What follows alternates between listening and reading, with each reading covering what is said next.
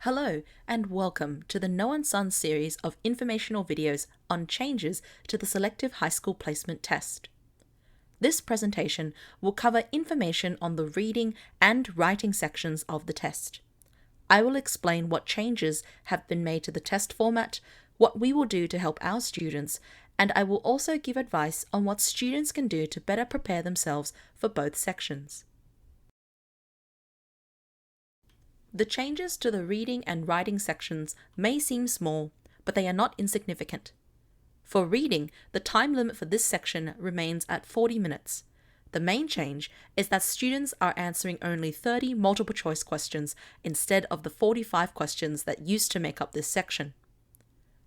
While the prospect of less questions to answer is definitely positive, it means that the nature of these questions will be much harder. What this change tells us is that examiners are looking to challenge students with more reading and more thinking. It seems that the kinds of texts that are used in the reading section will be longer and more complex. As well, the questions asked in this section require more in-depth thinking in order to arrive at the correct answer. For writing, students still only have one question to answer, but their time limit has now increased to 30 minutes instead of 20 minutes in the previous format. Similarly, the prospect of more time is a positive change, but we anticipate that the nature of the writing tasks will be written in such a way that it favors students who are able to think on their feet and get creative within the confines of the question. Ultimately, what this change tells us is that examiners are looking for answers from students that are lengthier and of a higher quality. Some people have asked us why the Department of Education would make such changes to the test. In short, these changes are the result of a review by the department to improve its selection process. Given that the test was first designed in 1991 to accommodate just 12 selective schools, it makes sense that the test would be overhauled. The move towards more rigorous testing is to meet high demand for selective school placements and to also reset the level of predictability of the exam, making it much harder for students to rote learn. We also see that the kinds of questions being asked are part of the department's broader efforts to create a stronger link between primary and high school curriculums. This is especially the case with literacy skills, as it is the key to success across a range of other subjects. We are seeing that the curriculum is shifting towards changes that will increase baseline literacy skills among students across all levels of education. Finally, with increased demand for university enrollments and the changing landscape of jobs in the future, students in schools today are being primed for long-term success. The change is to set up our next generation to be empowered and ready when the time comes for them to join the workforce. I will now move on to explaining the reading section and how it has changed. I will break down the new kinds of questions, and I will also share some insight into potential questions that may be asked.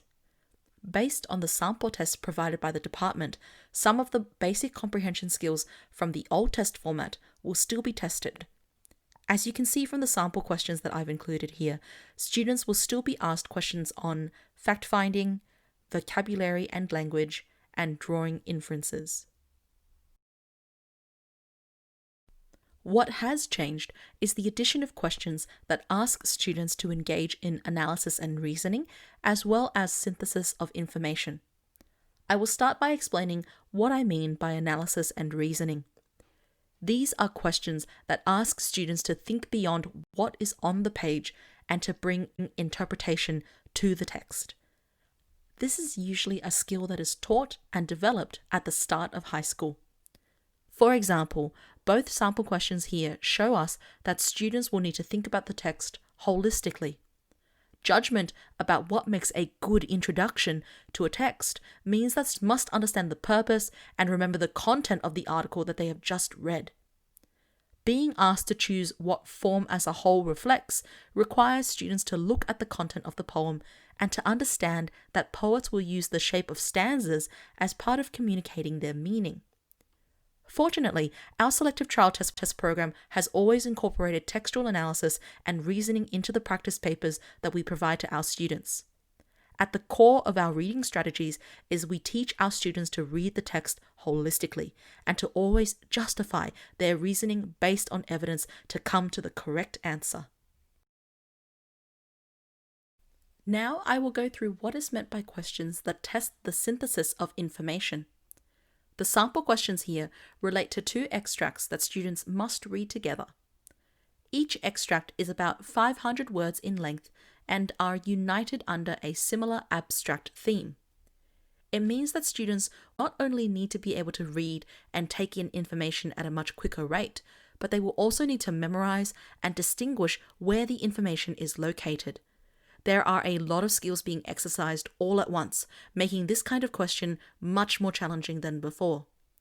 You can see that question 1 asks students to decide what both extracts have in common by synthesizing or combining information. And for questions 2 and 3, students are being asked to recall whether the information is true for one or both texts. While our reading papers do have questions that ask for synthesis of information, we have only focused on one long text at a time. In our program, we will now teach our students what to do when they have to read multiple extracts together. The key thing to do is to figure out what abstract theme is common in the extracts. From there, students should be quickly able to note a brief summary of what each paragraph is about so that important information can be located easily. By exposing our students to repeated practice with long-form reading and quick annotations, they will raise their confidence in dealing with this new type of question. I will now discuss another question type that the department has signaled will be in the new exam. Similar to the previous type, students will have to read multiple extracts based on a similar theme. In this type, students are told what the common theme is, and then they are asked to select which extract matches the statement. This is a completely new format where students are prompted to read the question first and then read the extract. I believe it is designed to challenge students immensely by testing both their memory retention and also forcing their attention all over the place. The way that we will help our students tackle this question is to teach them how to process multiple sources of information. I will break down how students should do this kind of question. There are 2 key steps here. The first step is to read side by side. After reading the first extract, read the statements and note down the letter A next to statements that are true of extract A. Then read extract B and continue this process. In the first step, students will be likely able to identify the easy statements for which there is a clear extract that matches the statement. Let's say that half the statements are this easy type. The other half will be statements that are tricky and relate to 2 or more extracts. For these tricky statements, the second step is to look at the verb that is used in each statement. Some verbs will be about fact-finding. Some will be about purpose. Verbs like refers, says, or states are about fact-finding, as you are looking for what is actually said in the text. Verbs like argues, explains, or discusses are more about the purpose of the text. So then students need to think more broadly about why the text was written. These are the kinds of explicit strategies that we focus on teaching in our selective program.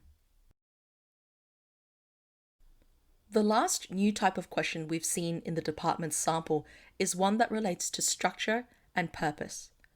For this type of question, students need to read the passage and decide where to insert the given sentences. There will be more sentence options than available gaps in the passage. I see this as a new take on reading in context, as students will need to decode the structure of the text and then contextualize the purpose of the sentence in how it fits into the structure. How should students tackle this kind of question? In our program, we will teach students to look at the text type and its typical structure. For example, the sample text here is a recount. Our students would know this because the text is written in first person, it uses past tense, and there are markers of time like 1 week later. Once structure is decoded, then it is a matter of looking at where the missing sentences are found. For example, the first missing sentence is found in the opening paragraph. The opening paragraph of a recount establishes the key details of who, what, when, where, why, or how.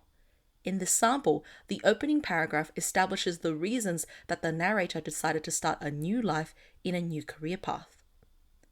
The final step is to look at the bank of sentences and determine which sentence fits within the context of the text. We teach our students how to figure out the purpose of each sentence. There are various ways to figure out purpose, such as reading the content of the sentence, considering the tone of the speaker, looking at the sentence structure, finding out whether or not the sentence uses connectives or time markers, and so on. We teach our students to read closely and to be able to decipher the nuances of the sentences to come to the correct answer. For this sample, we can determine that option D is the first missing sentence because of its content. The sentence fits the opening, which tells us what led to the narrator's decision to start a new life. As well, the mention of the narrator needing a break makes sense in following the sentence that says, "I began to feel tired." The question types that we've covered so far are ones that we've seen in the sample paper from the department. Given that the examiners are trying to make the test more challenging and unpredictable, it is likely that the reading section will test 3 other question types that aren't in the sample paper. Our research into the Cambridge assessment papers shows these other question types, which I will briefly talk about here. Our selective trial test program will cover these question types with much more depth for our students. The first is grammar and vocabulary. This is one that resembles a closed passage and tests grammar and vocabulary as well as skills with reading in context. Students will need to make a judgment about which word fits best, taking into consideration the meaning of the word and what is most accurate within the sentence structure. The second type is single text inference. Students are presented with a self-contained text, and then they need to select the statement that best summarizes or describes the short text. The short text may be an advertisement, a flyer, a notice, a text message, and so on. These kinds of questions require close reading of the short text and the question to come to the correct conclusion. The third and final type is inferential matching. Students need to read through the needs and characteristics of a range of people and then match it with the descriptions of an object or event. This type of question tests students' ability to make inferences regarding the traits of the people and the qualities of the description in order to make an appropriate match. Again, this kind of question involves close and careful reading to process the information and make accurate judgments. Moving on to the writing section, what we have found in our research is that the test parameters have expanded. What I mean by this is that the exam is extending on the text types that students will be asked to write. Where the old test format used to focus on asking either persuasive or creative text types, the new test will build on this and also ask for informative, instructive, and descriptive writing. New text types and hybrid textual purposes is likely the way that the department will approach this section so that it is challenging and unpredictable. Let's have a look at a sample and I will explain what I mean. The first question is one from the department's sample paper, which asks students to write an advice sheet to help new students entering the area. The second question asks for a magazine article about what makes you laugh and why it's good for you. On the surface, both of these questions look extremely challenging for primary school students to even think about, let alone write. But in our program, we are confident that we can help students adapt to such challenging questions by teaching students to read these questions closely to recognize purpose. For a question like the first sample question, we would teach our students to think about the purpose of the advice sheet. Here, we can set the purpose is both informative and descriptive. The sheet should inform new students on what they can do to get on well at school, and it should describe things or events that would make new students feel enthusiastic about school and the local area. For the second sample question, the purpose is both informative and persuasive.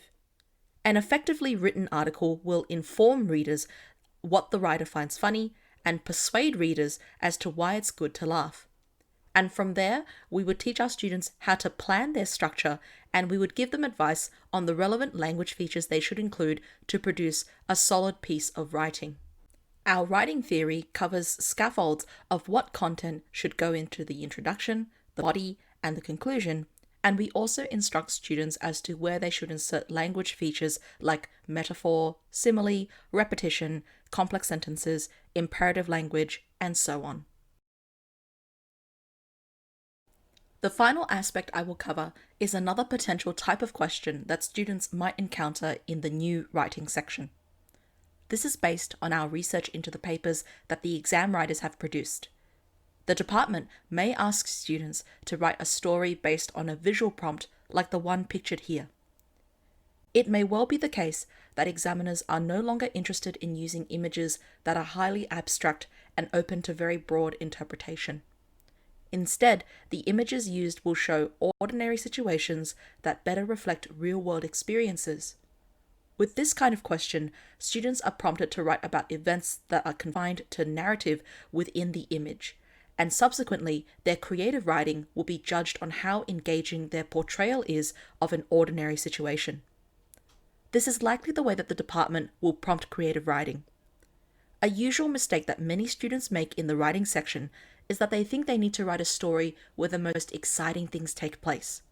What usually happens is that the narrative may be packed with interesting events, but the writing itself suffers and students produce poorly written pieces. What markers want is writing flair reflected in sophisticated vocabulary usage, accurate demonstration of grammar and punctuation, and mastery over sentence structure. Our program focuses on teaching students how to produce writing that examiners want. We teach writing strategies that students can manage in exam situations, and we give consistent feedback to help sharpen writing approaches.